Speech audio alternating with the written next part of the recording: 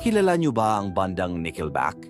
Noong 1995 sa bayan ng Hanna, Alberta, Canada, nagbuo ng banda ang magkakamag-anak na sina Chad Kroeger, bokalista at gitarista; Mike Kroeger, bahista; Brandon Kroeger, drummer, pinsan ni Chad; Ryan Peake, gitarista at backup vocals.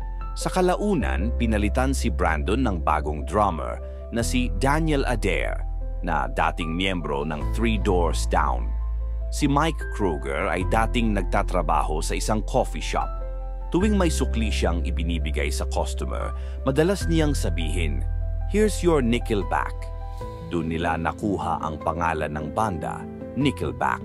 Simpleng araw-araw na linya, pero naging simbolo ng kanilang tagumpay.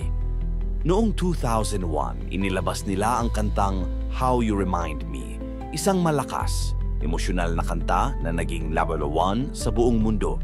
Simula noon, sumunod-sunod na ang mga sikat na kanta tulad ng Photograph, tungkol sa alaala ng kabataan; Far Away, isang madamdaming love song; Someday, tungkol sa pagsisisi at pagkakamali; Rockstar, satirical na kanta tungkol sa kasikatan; Burn It to the Ground, party anthem na ginamit sa wrestling at pelikula.